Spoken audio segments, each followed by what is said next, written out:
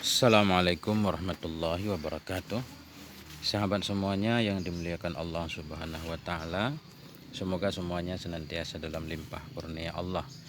Alhamdulillah, pada kesempatan ini kita lanjutkan membaca kitab Fathul Qarib, syarah dari Matan Takrib, Hasyiah Bajuri 1, halaman 291, lanjutan tentang hal-hal yang membatalkan puasa. Bismillahirrahmanirrahim. Alhamdulillahirabbil alamin. Wassalatu wassalamu ala sayyidina Muhammadin wa ala alihi wa sahbihi ajma'in. Amma ba'du. Qala al-musannifu wasyarihu wal muhsyi rahimahullahu ta'ala rahimahumullahu ta'ala wa nafa'ana bi'ulumihim amin ya rabbal alamin. Warrabi'u al-qai'u amdan. Bermula yang keempat dari 10 yang membatalkan puasa, itu al-qai'u amdan, itu muntah secara sengaja. Artinya sengaja pengen mengeluarkan sesuatu yang ada di dalam badan, pengen memuntahkan sesuatu. Fa illam yata'ammad lam yabtul shaumuhu kama sabaqa. Maka jika tidak sengaja ia, niscaya tidak batallah puasanya sebagaimana yang telah terdahulu ia. Artinya begini, dalam masalah hal-hal yang membatalkan puasa selain haid dan nifas, itu semua dikaitkan atau disyaratkan ada unsur sengaja, ada unsur ilmu, sengaja dia melakukannya, sengaja muntah, sengaja makan, sengaja watak. Kemudian dia tahu ilmu, dia tahu bahwa itu memang bisa membatalkan puasa. Kemudian dia ikhtiar, bukan dipaksa. Semuanya disyaratkan 3 hal tersebut. Kita lihat di dalam qauluhu wal qai'u amdan ay ma'al ilmi wal ihtiyar, yaitu bersama tahu dan ikhtiar. Ini semua sebagaimana saya mengatakan tadi, yaitu selain seumpama haid dan nifas itu disyaratkan ada sengajanya, ada pengetahuannya, tahu bahwa itu bisa membatalkan puasa, kemudian ikhtiar. Kama marra, nah, sebagaimana yang telah lalu ianya di dalam dulu. Fayaftiru bihil shaimu, maka terbukalah dengan sebabnya muntah oleh orang yang berpuasa. Walau tayakkana annahu lam yarji' minhu syai'un ilal jawfi fahuwa muftirun li'aini. Sekalipun yakin ia bahwa sungguhnya hal wasyi' itu tidak kembali darinya muntah oleh sesuatu ke dalam rongga, fahuwa muftirun li'aini, maka dianya muntah itu membuka puasa karena ainihi, karena muntah itu sendiri. Artinya memuntahkan sesuatu itu membatalkan puasa walaupun tidak ada yang masuk kembali ke dalam perut. Nah, karena yang menjadi alasan batal puasa ini muntah itu sendiri, bukan karena masuk. La li'audi syai'in minhu, bukan karena kembali sesuatu darinya muntah. Nah, jadi dengan memuntahkan saja jadi batal. Naam, nah, kendati pun demikian, la yaduru ikhrajun nukhamah minal batin. Kendati pun demikian tidak mudaratlah oleh mengeluarkan dahak dari batin, dari dalam. Ada dahak di tenggorokan misalkan, kita mengeluarkannya, apakah dianggap itu muntah? Ya, itu sama seperti muntah pada dasarnya, namun dikecualikan. Itu tetap tidak membatalkan puasa. Sawaun kanat min dimaghah au min sadrihi, bersamaan ada ianya dahak tadi, nukhamah tadi, dari otaknya, dari dalam kepala, au min sadrihi, atau dari dadanya kita keluarkan, itu enggak membatalkan puasa walaupun masuk kategori muntah. Kenapa? Li'annal hajah ila zalik tatakarrar, karena kebutuhan kepada demikian itu berulang-ulang. Karena memang manusia itu banyak dahaknya, harus selalu dikeluarkan.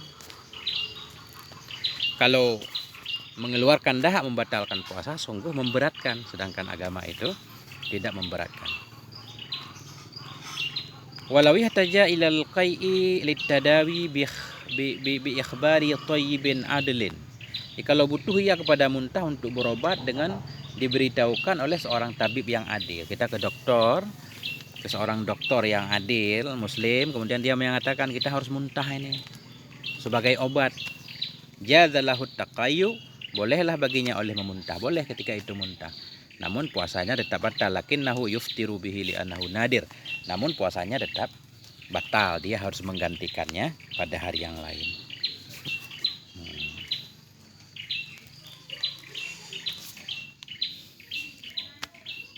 Karena alasannya nadir, tidak berulang-ulang. Sementara nukhamah tadi kita mengeluarkan dahak itu berulang-ulang kebutuhannya.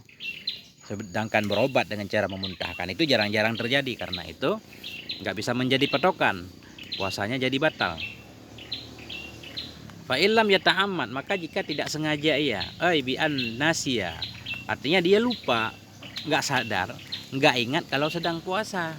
Nah, au ghalabahul qai'u, atau memaksakannya oleh muntah. Ghalabah maksudnya memaksa, nggak bisa menghindari. Kita muntah aja. Apa karena melewat tempat yang ada bangkainya mungkin nggak sengaja, tiba-tiba muntah. Nah itu nggak apa-apa. Wakadal jahilul ma'zur, demikian pula orang jahil yang bisa dimaafkan. Jahil tapi jahil ma'zur, artinya jauh dari para ulama, tinggal di perkampungan misalkan, kemudian dia muntah, nggak tahu kalau muntah itu membatalkan puasa, ya nggak apa-apa.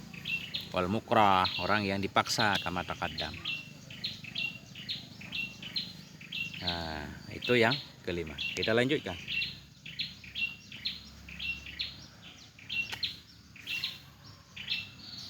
Wal khamisu al-watu amdan fil farji. Bermula yang kelima dari 10 yang membatalkan puasa itu al-watu, wata amdan secara sengaja, fil farji, sengaja wata dalam faraj, dalam kemaluan. Jadi farad itu bisa depan, bisa belakang, bisa punya hewan, bisa punya siapapun, itu membatalkan puasa. Juga di sini disyaratkan 3 hal tadi, yaitu sengaja, ilmu, dan ikhtiar. Di mana di dalam?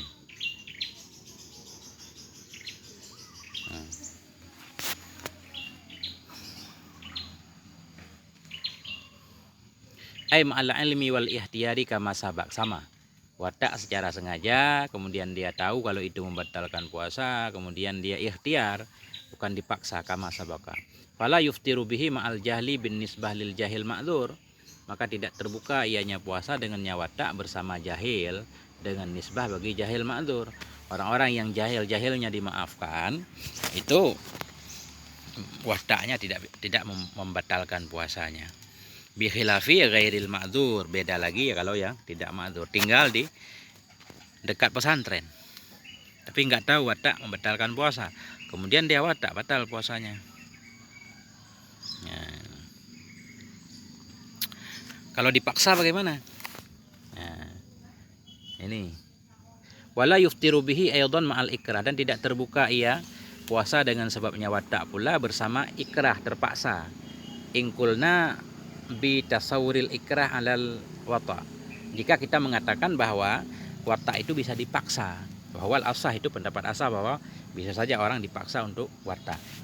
Waqila la yata'attal ikrahu alaihi, pendapat kil tidak mungkinlah oleh dipaksa di atas watak, nggak bisa kita memaksa orang untuk menyuruh mewatak istrinya. Kenapa? Li'annahu idza lam yakun lahu mailun wa ikhtiyarun la yahsul lahu intisharun. Karena katanya kalau dia tidak punya keinginan untuk melakukannya sendiri, nggak mungkin itu bisa bangun. Kalau nggak bisa bangun ya watak nggak terjadi. Jadi pendapat tentang bisa tidak dipaksa, bisa tidaknya seseorang dipaksa untuk melakukan watak itu ada khilaf lagi. Jadi kelihatannya di sini, walaupun watak dipaksa untuk berzina misalkan, nah, tetap tidak membatalkan puasa kalau dipaksa. Di kitab ini nggak ada penjelasan, di kitab lain ada penjelasannya. Kalau dipaksa untuk berzina itu membatalkan puasa, karena zina itu sesuatu yang haram. Kita nggak boleh menerima dipaksa untuk berzina, harus melawan. Ada yang bilang seperti itu. Ya, adapun ketika kita dipaksa untuk mewatak istri sendiri, nah ini itu hal yang disepakati. Nanti kalau ketemu coba kita bahas. Kita lihat dulu watak sengaja dalam farad. Mana dalam farad?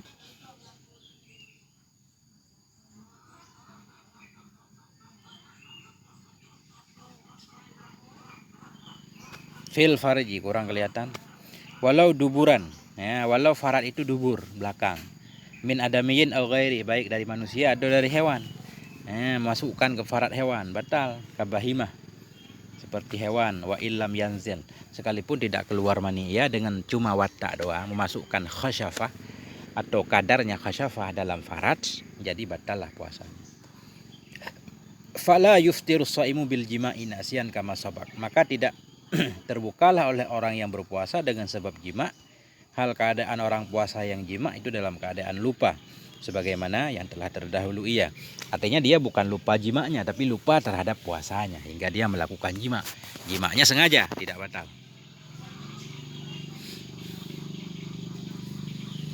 Kemudian wasadisu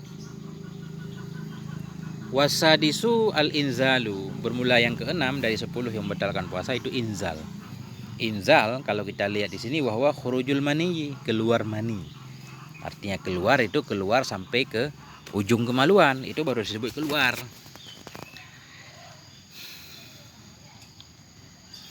Kita lanjutkan dulu. Wahwa khurujul mani an mubasyaratin bila jima'in muharraman kana ka ikhrajihi biyadihi aw ghairi muharram ka ikhrajihi biyadi zaujatihi aw jariyatihi. Nah, yang keenam yang membatalkan puasa yaitu inzal. Inzal itu yaitu keluar mani an mubasyarah karena bersentuhan.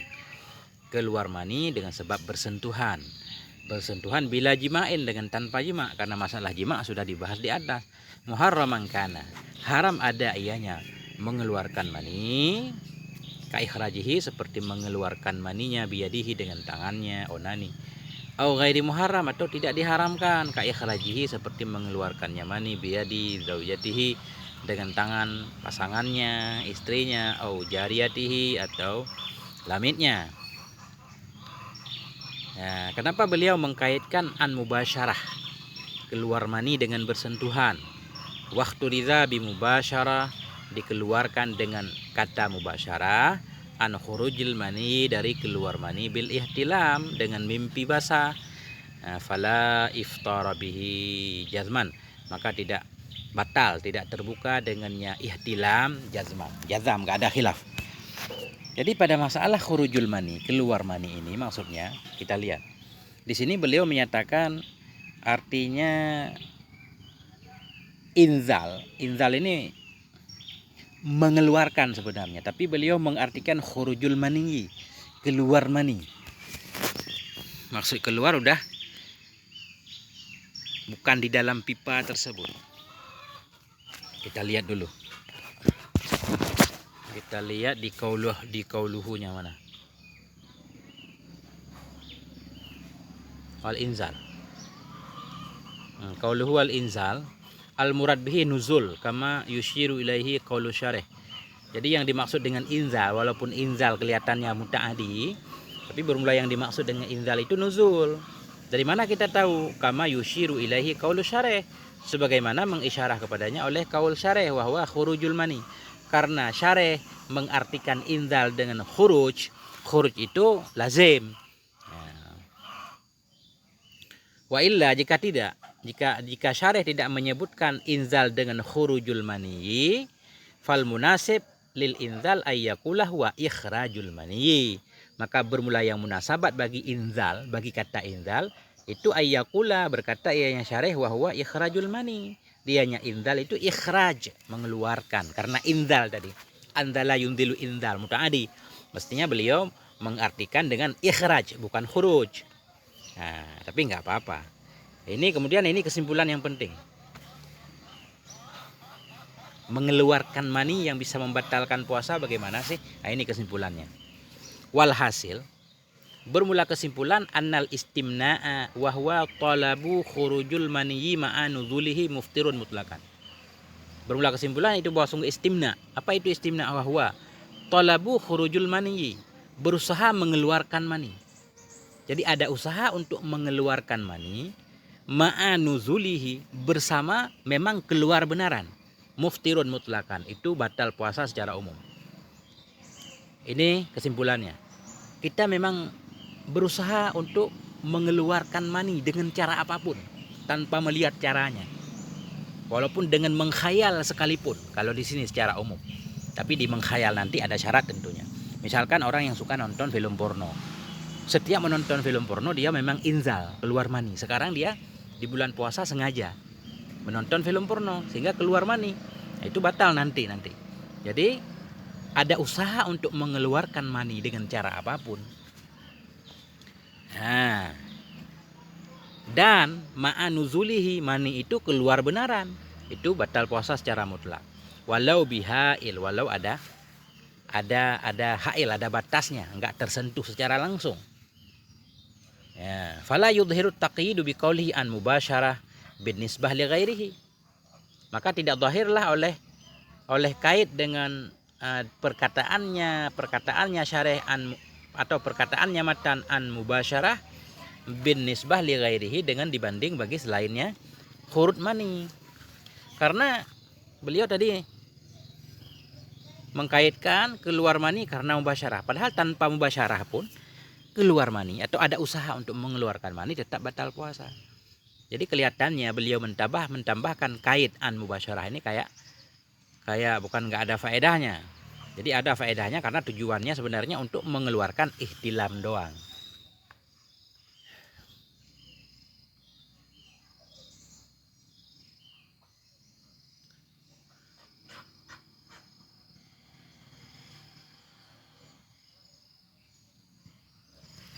Karena kalau bukan keluar mani tadi baru ada kait dengan dengan mubasyarah. Nah, sebentar kita lihat dulu. Maka tidak zahirlah oleh kait dengan ucapannya syarih an mubasyarah dengan nisbah bagi lainnya keluar mani. Kakublah seperti mengecup, walum sima yang kudulum suhu, dan seperti menyentuh sesuatu yang batal lah wudu oleh menyentuhnya, kal ajnabiyah, seperti perempuan ajnabi. Fa inna nuzulal mani bidzalika muhtirun, karena sungguh turun mani, keluar mani dengan sebab demikian itu membatalkan jika ada ya nasyian an mubasyarah, timbul dari bersentuhan. Fa in kana bihail fala fitra, jika ada dengan penghalang maka tidak batal.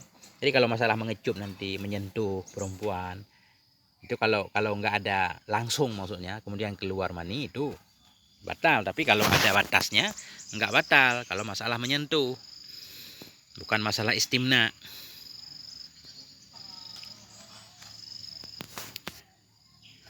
An mubasyarah.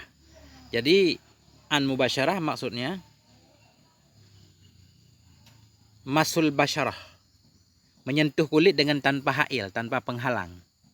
Bi khilafi ma law kana dzalika bihailin, beda lagi jikalau ada hailnya. Ya. Wa hurima nahu lumsin kakublah, diharamkan seumpama menyentuh dan seperti mengecup kakublah, in haraka syahwah, jika menggerakkan ia akan syahwat. Jika kalau kita mengecup istri itu membangkitkan syahwat, jadi diharamkan. Kenapa? Li khaufil indal, karena khawatir nanti keluar mani jadi batal puasa. Wa illa, jika memang tidak menggerakkan syahwat, fatar kuhu aula, maka meninggalkan mengecup itu lebih baik. Kenapa? Id yusannu lis-shaimi tarku syahwah, karena disunahkan bagi orang yang puasa untuk meninggalkan syahwatnya. Mengecup istri itu bagian dari syahwat. Tapi boleh kalau memang tidak mempengaruhi terhadap syahwat, ya nggak apa-apa. Kenapa tidak diharamkan mengecup? Wa inna malam yuhram li dha'fi ihtimali adaihi ilal indal. Nah, tidak diharamkan mengecup itu karena lemah kemungkinan terbawanya seseorang tadi, atau terbawanya menyentuh mengecup tadi kepada inzal.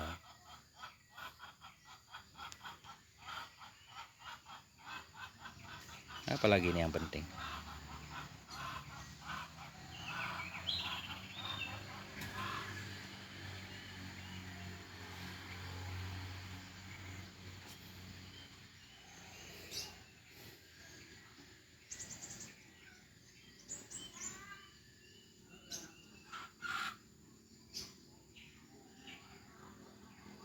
Muharraman. Jadi mengeluarkan mani itu batal, baik dengan cara haram atau dengan cara yang tidak haram. Hadat ta'mim bin nisbah lil istimna. Istimna ada yang haram, ada yang tidak. Waktu lifafi, dan diikhtilafkan orang hukum istimna itu bagaimana. Ada yang bilang faqilah kabirah, dosa gede. Ya, wakilah sagirah, ada yang bilang dosa kecil. Wakilah makruhah, ada yang bilang makruh. Tapi di sini nggak disebutkan dalil-dalilnya.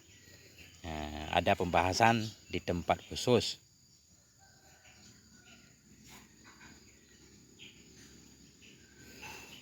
Jadi mengeluarkan mani dengan sengaja karena menyentuh artinya menyentuh dengan tangan tadi, dengan ucapan menyentuh tadi keluar dengan ihtilam karena mimpi.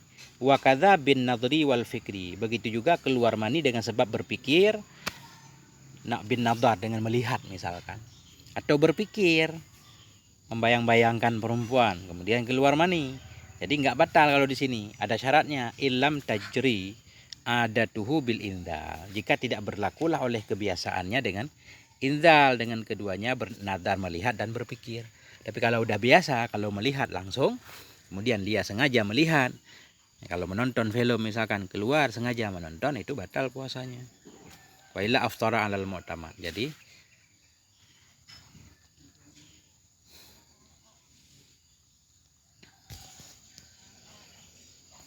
wasabi' ila akhiril asyarah al-haidhu wan nifasu wal jununu wariddah. Dan bermula yang ke-7 hingga akhir 10, dan bermula yang ke-7 hingga akhir 10 itu al-haid. Haid membatalkan puasa tanpa syarat. Begitu datang haid, wan nifasu, nifas juga membatalkan puasa. Ini wal jununu bukan wal junubu. Wal jununu, dan gila, tiba-tiba datang gila. Wariddatu, tiba-tiba murtad, batal puasanya. Artinya famatta tara'a syai'un minha fi asna'i shaumi abtalahu. Artinya kapan-kapan datanglah oleh sesuatu darinya 4 tadi, dari haid, nifas, gila, murtad, fi asna'i shaumi, pada pertengahan puasa, abtalahu, membatalkan ya semua akannya puasa. Jadi pada masalah haid dan nifas ini ya tidak disyaratkan ikhtiar atau ilmu. Ya, itu kelihatannya seperti itu. Begitu dia orang berhaid, maka batallah puasanya. Bernifas batal, gila batal. Cuma apa alasannya kenapa haid bisa batal puasa?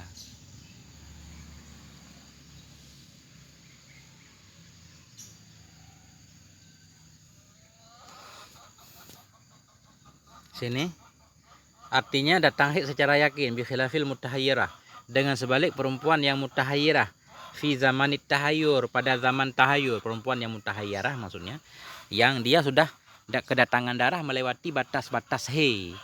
Jadi bukan haid, karena tidak meyakinkan itu darah haid apa bukan, tidak batal. Li adami tayakunil haidhi, karena tidak yakin yang datang itu darah haid, maka tidak batal. Si mutahayyirah itu tidak batal puasanya. Fala yasihu shamu minal haid, maka tidak sahlah oleh puasa dari perempuan yang berhaid. Wa yuhramu 'alaiha bil ijma, dan diharamkan akan dianya puasa di atasnya perempuan dengan ijma. Sudah tidak wajib, tidak sah, kemudian haram pula kalau dia berpuasa. Wa adamu sihhatihi minha amrun la yudraku makna, dan bermula tidak sahnya puasa dari perempuan haid itu perkara yang tidak bisa dipahami maknanya, kama qalahul imam. Jadi enggak tahu alasan kenapa perempuan haid enggak sah puasa. Li'anna taharah laisat syartan fi shaumi.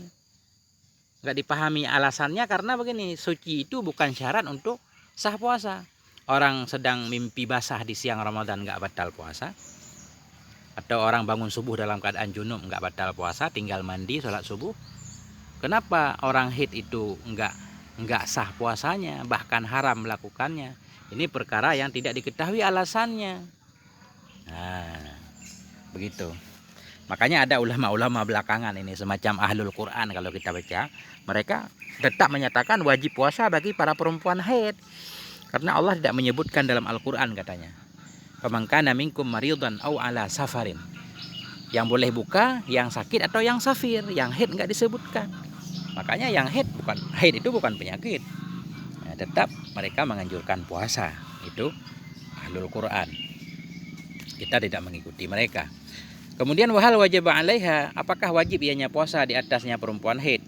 Summa saqata, kemudian gugur kewajiban, aulam yajib aslan, atau memang tidak wajib dari asalnya, dari awal memang puasa tidak wajib kepada perempuan yang haid. Wajihani, ada dua pendapat. Pendapat pertama menyatakan ini asahuma asani, bermula yang paling asah dari keduanya itu yang kedua. Artinya ada dua pendapat. Yang pertama menyatakan wajib puasa, kemudian karena dia berhaid gugur kewajiban. Ada yang bilang dari awal tidak wajib kepada perempuan yang berhaid. Yang paling asah yaitu pendapat yang kedua, memang tidak wajib sama sekali. Terus apa faedah khilafnya? Wa inna ma wajib 'alaiha al-qadha, hanya saja wajib kepada si perempuan oleh qadha puasa bi amrin jadid, dengan perintah baru. Qala fil basit, berkata dalam kitab basit, laisa li hadzal khilaf faidatun fiqhiyah, tidak ada bagi ini khilaf itu faedah fiqhiyah. nggak ada faedahnya. Walakin tadharu faidatuhu fil aimani wat ta'alik. Tetapi kelihatanlah oleh faedahnya, faedah khilaf pada masalah aiman, sumpah dan ta'lik. Contoh, wa idza qala, bila berkata ianya seorang laki-laki, wallah, demi Allah, lam yajib ala fulanati saumi. Wallah lam yajib ala fulanati saumi. Demi Allah tidak wajib kepada si fulan oleh puasa. Jadi kalau berkata iya, demi Allah tidak wajib kepada si perempuan itu oleh puasa, tidak wajib puasa. Demi Allah tidak wajib kepada istriku puasa misalkan. Atau mata wajib alaiki saum fa anta talik. Bila wajib kepadamu oleh puasa maka engkau tertalak. Hanasa wa tulikat alal awal. Jadi pendapat pertama, hanasat mengingkari sumpah ya dan tertalak ayahnya si perempuan tadi di atas pendapat yang pertama. Kalau kita menyatakan bahwa puasa pertama wajib kepada perempuan, kemudian kewajibannya gugur, kalau ada yang bersumpah, kapan wajib kepadamu puasa, maka engkau tertalak. Jadi begitu selesai haidnya, bukan begitu selesai haidnya, berarti talaknya jatuh di atas pendapat pertama. Karena memang pendapat pertama menyatakan puasa itu wajib kepada perempuan, tapi kewajibannya digugurkan. Dunasani, ketiadaan pendapat kedua. Kalau kita ambil pendapat yang asah, kalau dia menyatakan kapan wajib kepada seorang perempuan yang haid puasa, maka batal, maka tertalak ia. Nah, tidak jatuh talaknya terhadap istrinya berdasarkan pendapat kedua, karena pendapat kedua menyatakan perempuan yang haid memang tidak wajib puasa. Benar nggak begitu? Sampai di sini dulu. Semoga ada manfaatnya. Mohon maaf atas segala kekurangan. Walhamdulillahirabbil alamin wal afwa minkum.